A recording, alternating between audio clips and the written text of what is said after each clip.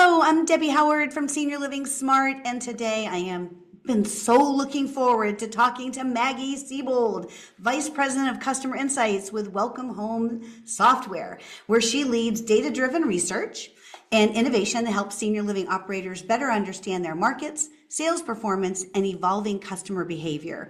Her work leading Welcome Home's consultative insights team and building benchmark reports, including the 2025 year in review that we're going to chat about today, has made her a trusted voice in senior living data trends, where she brings clarity, context, and practical takeaways to conversations about where the industry has been and where it's heading next. Welcome, Maggie. Thank you so much. I've been so looking forward to this conversation as well. It's funny being a practitioner of data. I'm just so excited to have the conversation sometimes because you get so in the weed with the numbers and so, oh, got to come up for a breath of fresh air to apply some of this stuff. They let you out of your data box to have these conversations. Exactly. Freedom. That's right. Overall, all good news for 2020. For the most part, like if you aggregate all the data from this amazing, I don't know how you did this, my brain hurts just looking at the 70-page report. But when you distill it down, if you look at the industry on average, it certainly is encouraging. I don't know whether you want to start there and let's start high level and then let's dig in a little bit into level of care, nuances, and things like that. Yeah, I'd love to. I think you nailed it. Overall, this was a very positive year for senior living, reflecting on 2025. I would go so far as to say this is a year of fine tuning compared to the prior 2, 3, 4 years that we've been looking at. We've gotten to a point now where COVID is fully in the rear view. Half of communities on Welcome Home are right at 90% occupied, and we are now afforded the opportunity again to get really specific about strategy and where in the funnel we want to focus from a sales and marketing standpoint to maximize ROI instead of just occupancy, which is what we've been battling for years. And it's been really exciting and encouraging to hear that echoed by our customers, but also so obvious in the data too. Yeah, it really comes through. And there's been some equalization. Like when we first came out of COVID, IL led the pack, and then everybody else kind of lagged a little bit as consumers were more wary. And looking at this, one of the biggest aha moments I saw was, hey, memory care, standalone memory care, like bam. Yeah. They're having a moment. Yes. And I think it's a really interesting time because we have recovered so much as an industry, but also there are some huge demographic shifts happening, technology shifts happening that are all coming together and impacting us all at once. And I think memory care, part of it is there was so much work to be done on just stabilizing outs. We had such a problem with revolving back door with memory care, and some of that has gotten right sized in the past year so that move-ins can be productive and you see those occupancy gains again. But it's also a demographic change. We know that the baby boomers are here, and we know that folks are living longer. They're living longer with chronic challenges, many of those relating back to Alzheimer's, dementia, and memory care is needed. So it's interesting to see all this come together at one time. Yeah, it really is. And another thing that kind of came across really well is it's not necessarily about more leads, right? Leads were very stagnant, certainly not more leads, and there was a slight dip, but not enough to really be noticeable. But do you see people beginning to pivot away from more and towards better? Yes, and I think this is something that is a bit of a benefit from that rising tide. Folks are starting to feel a little more comfortable saying, you know what, I'm going to pull back on my traditional volume-based approach with leads and focus more on a quality-based approach with lead gen. And they're giving themselves the room to experiment a little bit with that. There's been many ways that experimentation has come through, but there's just been deep investment in digital tools, deep investment in marketing, some critical thinking and strategy application when it comes to how folks use aggregators and when they use aggregators versus in the past just relying very heavily on that source as a whole. I think in 2023 the peak was 46-47% of leads coming from aggregators, so this is looking very different. Right. Very different world. So some of that is just having the space and the confidence to fine tune a bit on the lead gen side, but then on the theme of technological change, the way that influencers are searching for senior living is changing too. And rather than going to a place for moms, seeing a list of 10, investigating all 10, you may go to ChatGPT and ask, what's the best senior living community near me? And who knows what That's will right. come up. So it's, yeah, there's a lot playing into that. Yeah, it's great. It's so interesting to see the influence of AI in general and AI answers and overviews, and then people really using some of the AI tools to do that really personal research. And I was really shocked when I was just doing for a client, I was just doing kind of market research using AI, was saying, tell me about what do you know about this community? And it told me everything about the community, Amazing. pricing, sentiment, pros and cons, levels of service, like everything. And I was like, oh, okay, tell me about the competitors. Gave me everything I needed to know about competitors, right? You don't have to go to an aggregator to get everybody's pricing, services, amenities, pros, cons, reviews and reputation, and that type of thing. And then it went even further because it said, if you want to put in a scenario, I'll tell you which one of these is right for you. I'm like, what? So we've gone from an information engine to Mhm. a recommendation engine. Yes. And so I put in a scenario, and luckily they did pick our client as being the best choice for the scenario I put in. I was like, oh, that was good. And then it asked me, because then I said, this was a life plan community and some of the others were rental. Why would you not recommend a rental for me?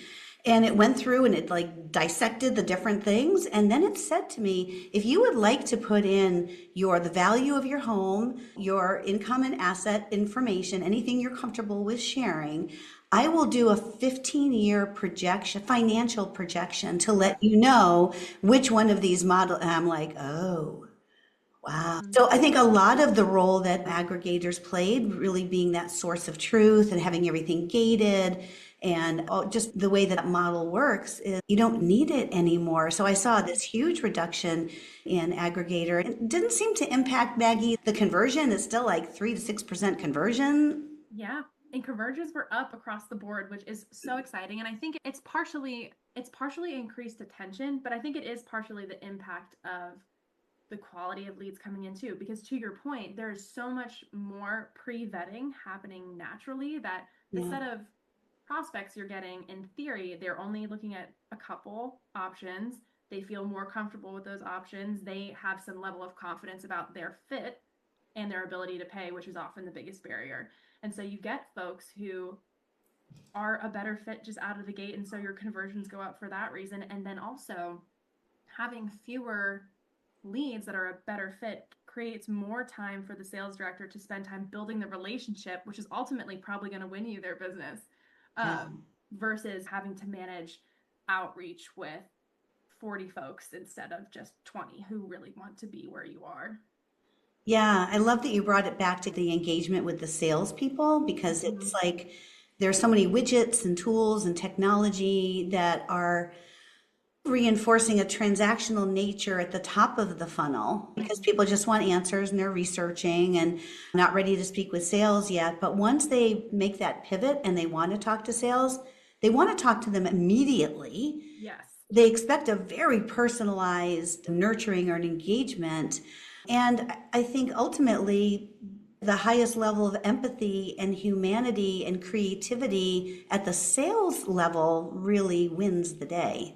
Because at this point, the information, they are getting some of that. It's more just they're looking for some confidence, I think. And it's hard to get your confidence from the computer screen. You can read testimonials, and that's what's great about reviews. Folks take reviews very seriously, and it gives you a pulse on what it might be like to be in that environment. But your first impression of the community is going to be the person that you speak to. And then you get a second opportunity with the tour, hopefully. So to show them around, show what life looks like, show what their specific apartment, cottage, etc. will look like. And that's your big opportunity. But that first call is critical. And I think it's actually not in this report, but in one coming up shortly, we're looking at behaviors that differentiate top performers from those that stay static or just don't see that consistent growth results. And one of the standout features of top performing communities is certainly the speed to that first contact, but the first contact being a call that is longer than 4 minutes. So we're seeing Oh, responsiveness in addition to care that's more in person versus I'm going to send you an email and a text and I'm going to follow up 4 times over email and text. And maybe Yeah. eventually after a couple rounds of phone tag, we'll get in touch and I'll answer your Yeah. question about pricing and then it's on to the next. It's that human to human. I want to hear a voice on the other end of the phone that's empathetic and ready to listen. Yeah. So when you have that phone number, make sure that you use that. And one of Teddy, our VP of sales, one of his favorite points to make is automation around email and text is fabulous to set someone up to know that you're going to call them and to prepare themselves to build that relationship. Because sometimes you are, especially thinking of the influencer of today, likely a woman with a job, likely a woman with a job managing some older adult children who are knocking on her door. She's busy. So if you call her out of the blue, it's not getting answered. So you better Right. text first, schedule the call, and then call. You got to do it all, right? Yep. Got to Right. get their attention. So it looks like where aggregators have gone down, at least the national aggregators, it seems like the more local aggregators from this report, like who can take the family to tour, who really know the marketplace, seem to be increasing in influence. And I think that comes back to the relationship building component. When you partner really national aggregator or local, when you partner really well with someone who knows your community well, you have a much better baseline for setting up that fit between a prospect and an individual community because the person in the local environment knows that community really well and can give you some of that confidence again. Where the national models can struggle a bit with that because they don't have the same familiarity. I would say a very similar trend has come through with call center style services at senior living operators. We're seeing a lot of folks trying this, and what we're finding is the more familiar that call center representative is with the individual community, the better off this is going to go. Yes. I mean, it can be successful in all fronts, but especially when you've got folks who can speak to the community experience as that first touch and build the confidence, it seems to be highly functional. Yeah, that's interesting. Yeah, we have clients who are trying outsource call centers versus developing their own internal team that has more of that brand knowledge and local community knowledge. So it is interesting. I think people are understanding that speed to the lead is most important and voice to voice is most important. And I don't remember if it was a Welcome Home report or just another industry report that talked about that the highest conversion to tour scheduling was actually phone calls. So call-ins had the higher tour conversion. So maximizing those kind of voice-to-voice interactions, people are just trying to figure out the best way to do it. We tried that. We sold Lead Genie about a year and a half ago, but it was something that we tried really hard to instill was getting that local knowledge and finding people who sounded like they lived in that community. And part of it is just with the call-in stat you mentioned, so much of it is momentum to a specific community, and then you can build on the confidence piece. But I don't know if you noticed in the report also, non-professional referrers are the source that wins the day. Like we want the folks in the community to be pushing prospects towards a community that is a good fit for them because that momentum is there. And the same is true for professional referrals. I think the only difference being there's such a heavy reliance on medical professional referrals, and you really do need to be thoughtful about educating those partners often because they are super busy as well, and they will send you folks that are the wrong care fit for your community, and then you have to figure out how to deal with that on your sales team with your ops team, and it can be a lot. Yeah, it is a lot. And are you finding salespeople are beginning to gain confidence in getting out there and developing those professional grassroots network, whether it's business professionals or healthcare professionals? Because it seemed like for a while we couldn't get anybody to leave the building to go out and build those networks, and they just wanted to wait for the leads to come in through digital and form fills and paid ads and all those other channels. And there was enough volume maybe that they felt like that was okay, but the conversions are just so compelling and the lengths of stay are really compelling for those unpaid referral sources and friends and family and that type of thing. Yeah. And honestly, coming out of COVID feels so long ago at this point, but it had some huge digital implications for our industry. And one of those implications was we forgot how to get out into the community. And because so many people were so uncomfortable being in person for such a long time, digital interaction became the first type of interaction. So just the sheer volume of leads coming in through digital channels in 2022 and 2023, to your point, you could sit there and say, this is sufficient for me to fill the building. I'm getting lots of leads and I'm going to work them from here. And if I leave, I'm going to Yeah. miss some opportunities. So I think two things have happened in response. One, teams have gotten a lot more thoughtful around guiding leadership in particular about guiding their teams on how to manage their time, balancing between outreach and being available in the building to execute on tours, to receive inbound interest. And also just managing the bench of folks who can receive inbound interest. It doesn't have to be just the one salesperson. There are plenty of people at the community that can do that. But just figuring out that balance has gotten easier in the past year or two. And I would also say now that our orientation has shifted away from more leads all the time is better to smaller set of more qualified leads is easier to work through, that does open up some time for you to spend planning for tours, to be out in the community, collaborating with your team. To ED follow-up is something that we've seen be massively effective. So some of that time savings has gone towards better collaboration, more time in the community, and just more prep for each individual customized experience with a prospect. Oh, God, you hit on four big things right there, Maggie. For professional outreach, we're even starting to try to support them on the marketing side by actually doing some marketing automation Yeah. around just educating professional referral sources. Now, we need the community teams to build the list and tell us who to nurture and who the discharge planners and social workers and elder law attorneys and geriatricians and all of that. But back in the old days, we used to, number one, go into our EHR, right, and figure out who are the medical professionals who are serving our existing residents. That's a Yeah. great place to start building relationships, right? We should have some awareness. Or we tap our nurse and say they have relationships in that area as well, and try to go and segment out who can help and who Yeah. has the relationships. I hope that community teams get back to that because it is super effective. Yeah. And I'm so glad you mentioned that too, because I think we talk about collaboration between sales and ops all Yeah. the time, but I think refer partnership is one area where we have just completely forgotten who the expert is at this. And you've got to be partnered with your wellness team to figure out who to go communicate with on the refer outreach side. The other thing I'll say is we've done a few case studies on this and we have some capabilities in the CRM to track this, but what you'll find is of all of the refers in your refer data set in your CRM, probably 5% of them are producing all of your leads. And of that set, half of those are producing the ones that actually move in and stay with you for a long time. So there is a science to this, and part of it is, to your point, figure out who your people are. It's probably a smaller set, and then Yeah. be really consistent with them and develop that relationship again versus trying to be everywhere all at once out in the community. Yeah.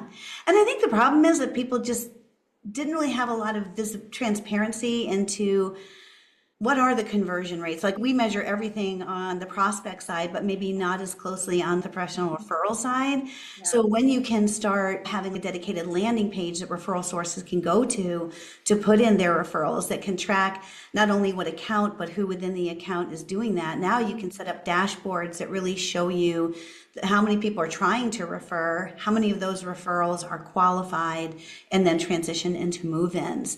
So I think leveraging that connection to some of the digital tools and automation tools that we have is really effective. Same with friend and family referral programs. Like Yeah. we know friend and families, The best. best. Oh my gosh. Highest conversion, Yeah. lowest cost, best length of stay. Let's do that. But if we're just expecting the community teams to hand out a flyer every month versus automating and making sure, and who knows if they do it, you can't track it. But if you have a landing page for families to go to, now we can make sure that in Welcome Home, we know that family has done 4 referrals and 2 have moved in. And then when it comes time to giving them the incentive for when those referrals move in, we're trying to figure out who gave us that move in. It's sitting right in Welcome Home and we know who's doing that.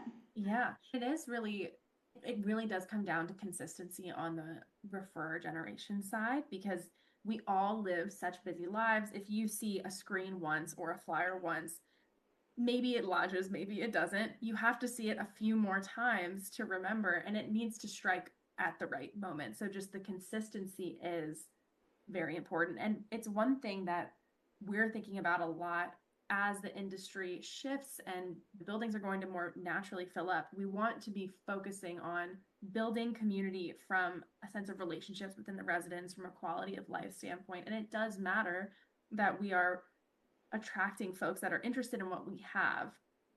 And so that's where that quality piece really does come back into play, but also leaning into friends and family referrals, because also you want to be where your people are. I Right. mean, it's Yeah. pretty straightforward. And right now, my husband and I are thinking about where we're going to move next. And it always comes back to, I just want to be where my friends That's are. right. And that So if doesn't they're there, then change. I'll move. Yeah. It does not change as you age. You still want to be in those Yes. places and have that sense of belonging and connection. That's really what people are looking for. And it always surprises me too that we'll see campaigns where they're willing to give a resident and family maybe, I don't know, just for example, $2,500 rent credit for a move in from a referral. And then their staff maybe $1,000. A lot of those CNAs, they're working multiple jobs. They're at a home care agency or they're at a skilled nursing. They can be hugely influential.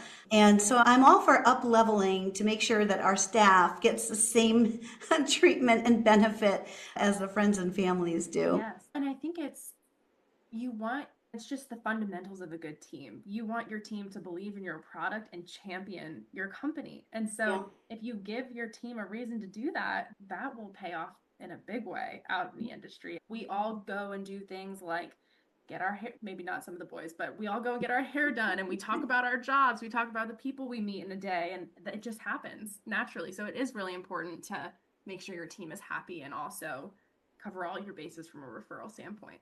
Yeah, very important. Let's transition to another thing that you said that was so important that came through on this report. It's not the first time you've come across it, but somehow just maybe the statistic was like, wow, which is executive directors doing follow-up calls after tours, 40% higher conversion to move in.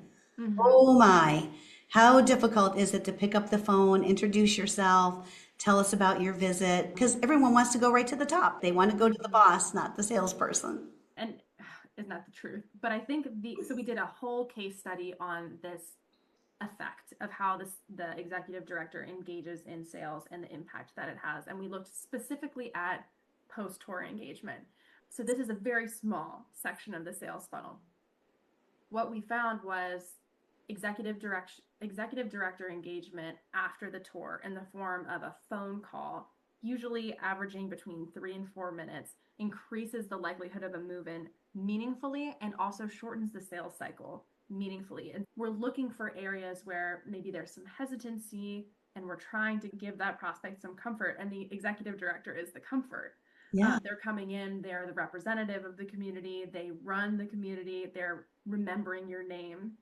That can make such a huge impact. And it's, Yeah. again, it comes back to the one team mentality, and executive directors are incredibly busy, but one, planning for the tour so that it's on the executive director's radar, such a bonus if you can get them on the tour, have a Yes. little swing by moment.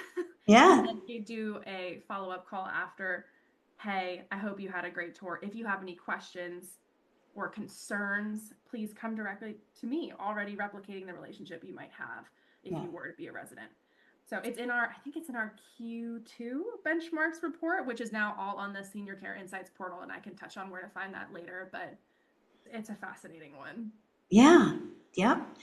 I love that one. I think that's something so doable. And I think you can even schedule it as an automated, like it can be automatically scheduled for the executive director right from Welcome Home. Really make it easy to make sure that those touch points happen. Mm-hmm. And then talk me through anything new around conversions. We talked a lot about top of the funnel, where the leads are coming from. Yeah. When you look at your top 10%, like your really strong performers, and then you look at maybe some of the folks that are struggling a little bit, what are some of the consistent things that the top 10% just do and do well? Great question. And it flows so well from the executive director follow-up. Right? Because I think when we think about 2025 being a year of fine-tuning, a lot of that fine-tuning effort was around the top of the funnel.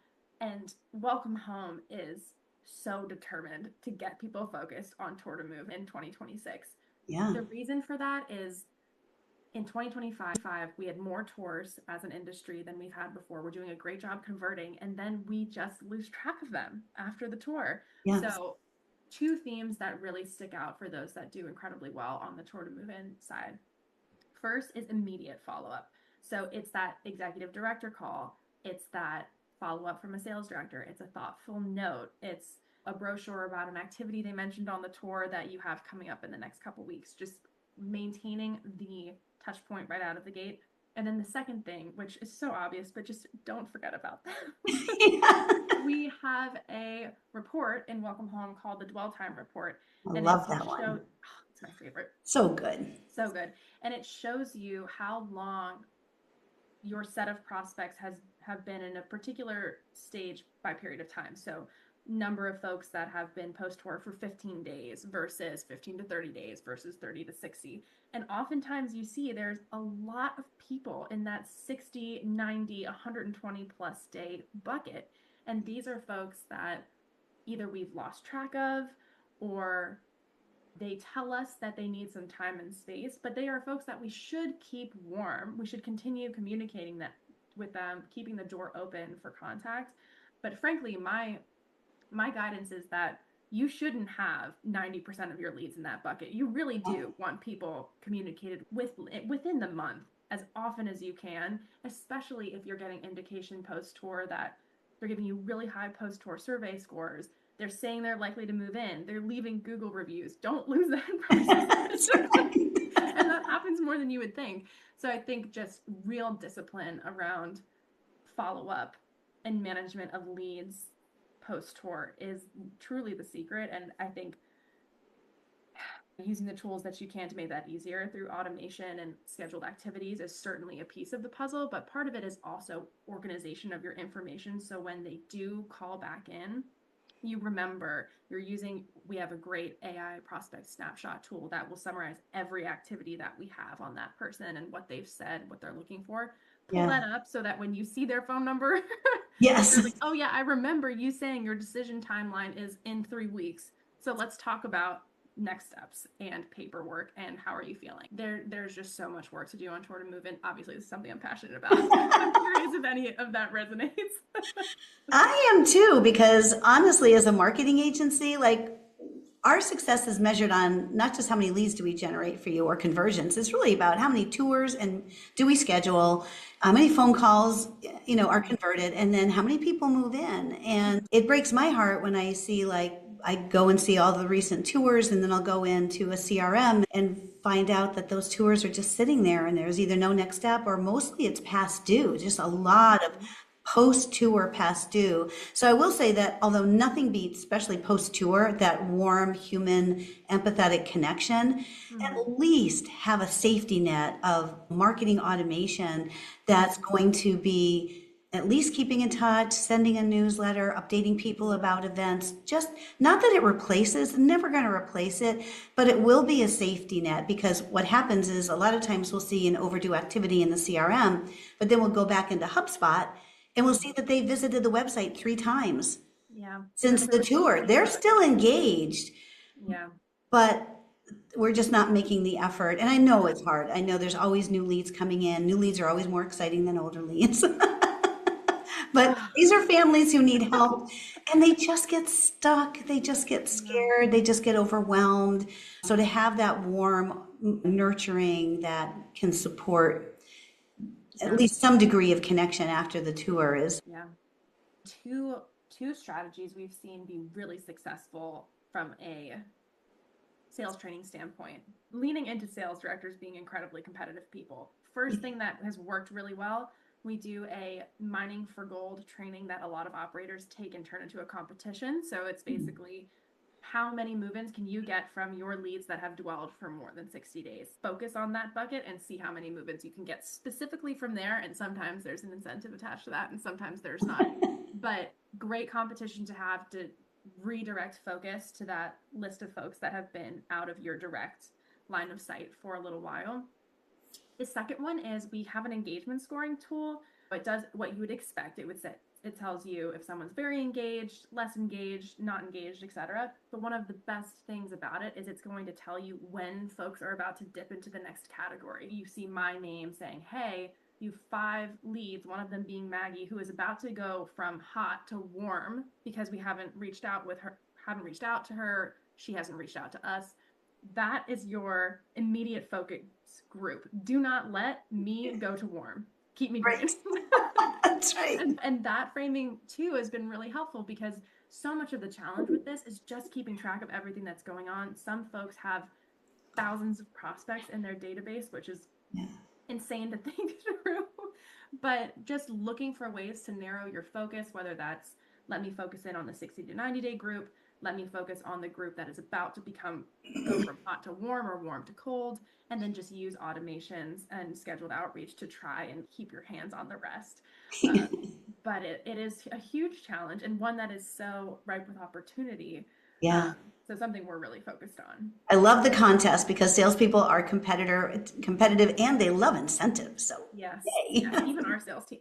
What were we? Oh, we just had our year in review launch party webinar, and I went over to the sales section of the office and I was like, hey, you guys think that we could get to 1,000 registrants? And they were like, yeah, sure, not that interested. And then I was like, whoever gets the most people registered, I'll give them $100. We were like, oh, look at that registration count going up. It's great. An incentive does a lot.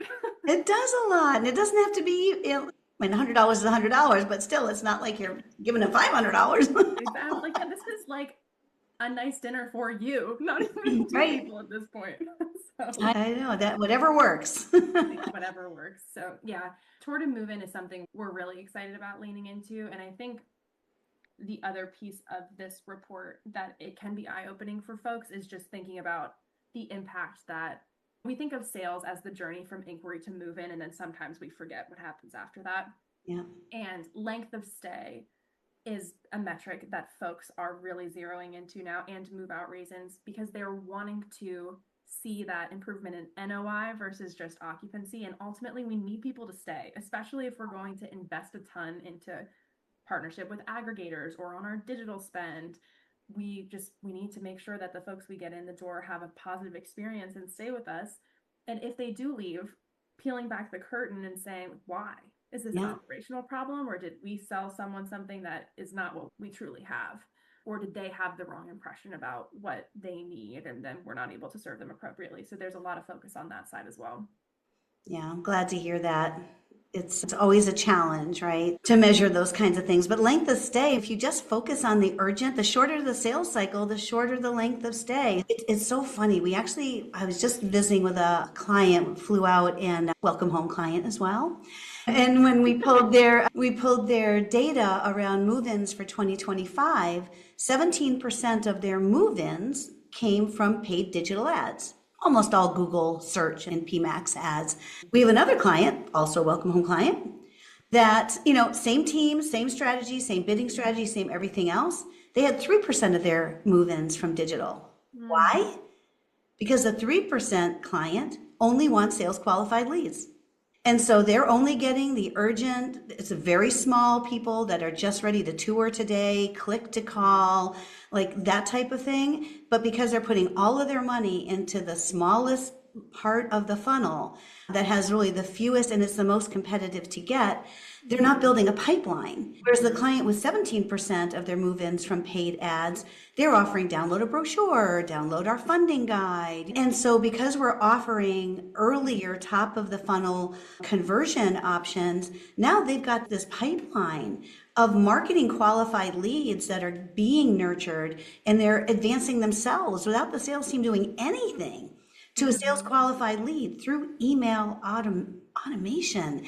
Yeah. But what a difference. The same strategy, the same budget, the same everything. You can get 3% move-ins or you can get 17% move-ins. Yeah, and I love what you're saying, because I think there's a increasing trend around sales and marketing being practiced as two separate disciplines when they do need to be thought through together. And the reason I say that is because oftentimes we think of the marketing work as the stuff that happens before a sales director starts to work with the lead. But in the case of someone who is doing their research, a tour is research. That is certainly research. Their mind is not yet made up at that point. More marketing style information is still helpful. And that's why I'm so passionate about post tour too. You are still marketing and selling to that person. And one of the really interesting facts in the report is about length of sales cycle between tour and move in. Half of prospects move in across the industry, and this changes a lot by care type. Yeah. Half move in within 40 days, so about a month or so, month and a week. But there's huge variation Yes. in the front and in the back. You could have a month and a half and then have 25% taking more than 6 months. And those are the people that really do need to be nurtured from a marketing and sales standpoint. The same people who are getting lost on the 12-time report, and the same people who probably are going to be the ones that'll be your resident referrals if they do move in, because they're being thoughtful, they're taking their time. It's not necessarily an acuity driven decision, it is something they want. Yes. So it is really a balance, and I'm very curious to see and hear how operators manage these two practices together, because they do need to work in step, and often we see them working a little bit separately. Oh, yeah. Our most successful clients are the ones that have sales and marketing on board and integrated and working as a team. But we see a lot of the silos and they don't have the same results. So it's not either sales or marketing. They are so intertwined. And I think so many people think they're a sales qualified lead. Now sales owns them. But if you don't have a mentality to remarket to them as they get stuck, as they get stuck in their journey, they might get stuck post-tour, they might get stuck in cold or lost, but not disqualified. There's a whole bucket of people that are lost, right? But the lost is unable to contact or stayed home or chose home care.